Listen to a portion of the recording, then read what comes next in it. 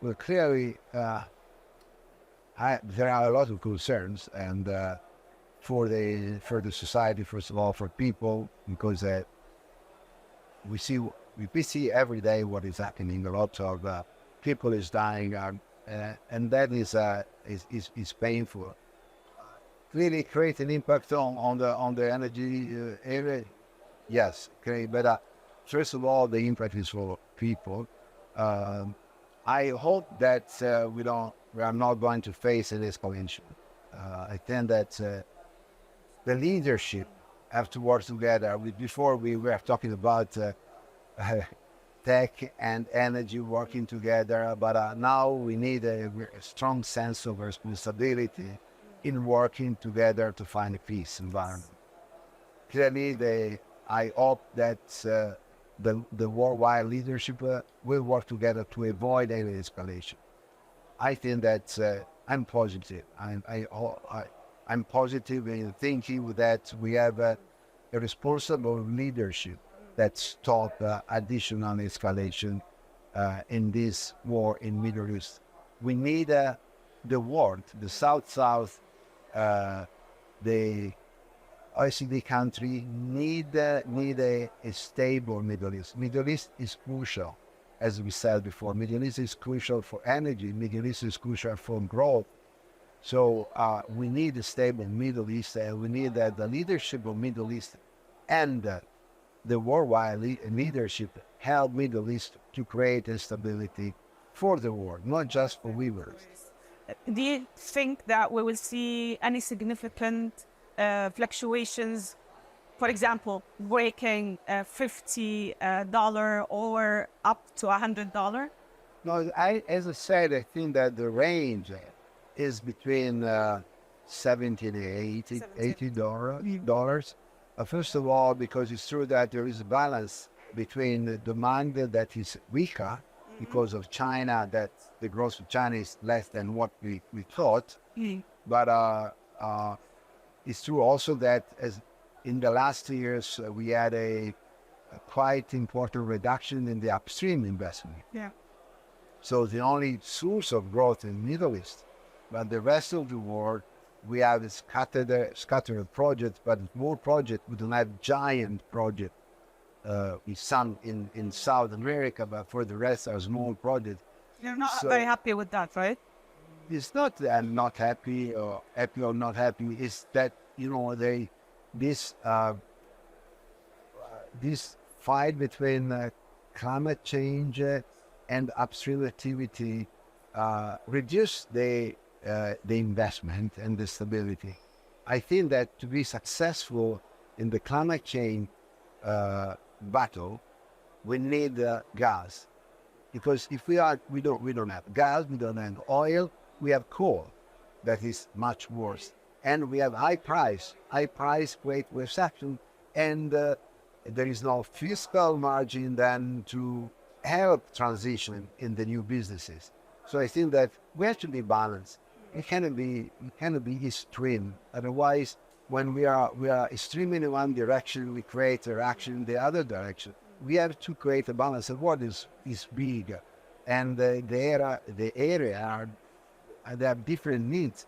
They are different. So I think that we have to be balanced.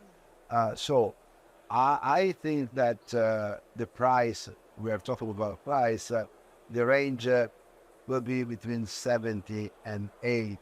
Can be a little bit more than 8, maybe a little bit less than 70, but on average, this year we had a very scattered price, up and down, but at the end of the day, the price, oil price up to date, on average is about 82, 83 average. So that's for 2024. I think 2025 will be less, but always That's in why. this less because there is a less demand, and it depends on China. Everything depends on Asia and China and OPEC. The two big points, clearly geopolitics, but the two big points of stabilization or greater stability is China growth and OPEC decision in terms of production. So that are the 2 points. So you expect probably a weaker demand I next think year. a weaker demand, and we have some upstream project that start production in 2025. So maybe more we have a supply. little bit more, so a more balanced situation between demand and supply. So maybe there is an on average some dollars less than 2024. The U.S. elections. Do you think that whoever the winner is, the policies for energy will change dramatically in the U.S.? Is this a concern for you? No, it's not a concern. I think that whatever you said will be the winner.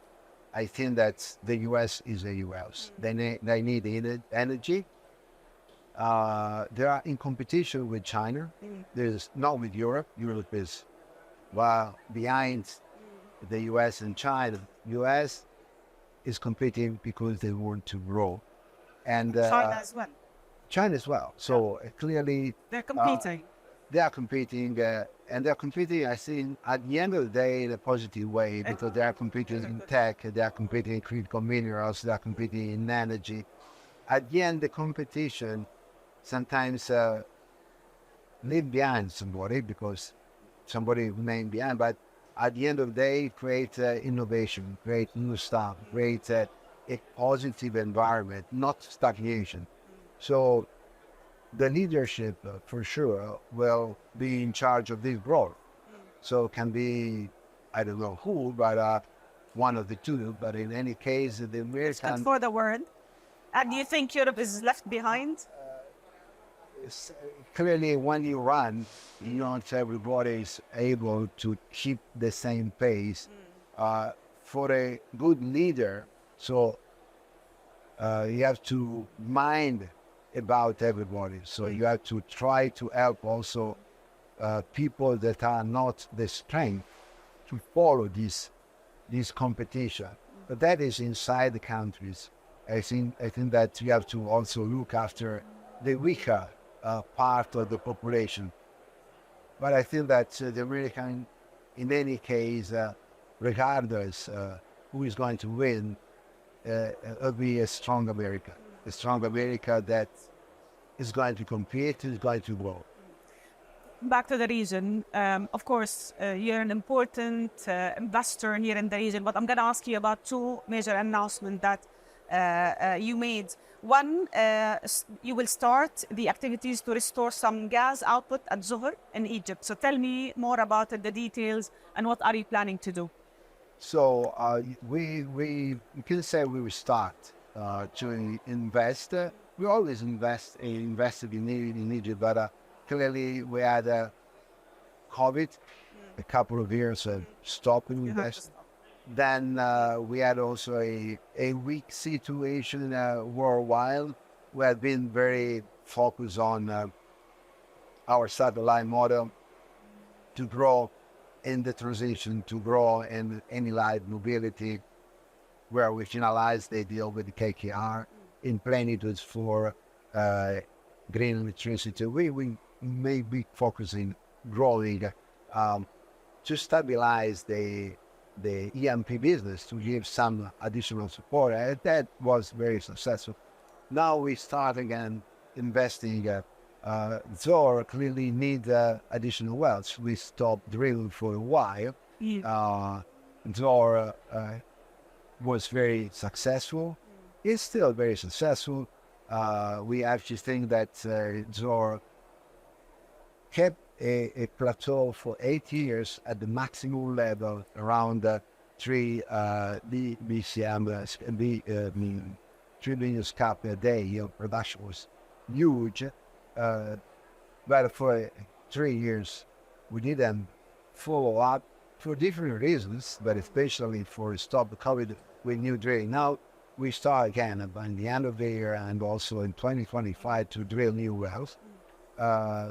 Exploration in Egypt, new development in the Western Desert, but at the same time in the region of Libya, we are installing also exploration well in the Gaddamis areas in the desert. Yeah, you also had to stop for 10 years in Libya. Now you're starting the drilling again? No, less than 10 years, but because we continue to drill with production optimization, but now we drill new exploration onshore and then offshore. So in North Africa and Middle East, especially North Africa, we start again new activity in the for gas. As we said, gas is essential for the future. We believe that gas is not just the bridge, but is going to back and help the transition. So we go back to drill for gas development in North Africa.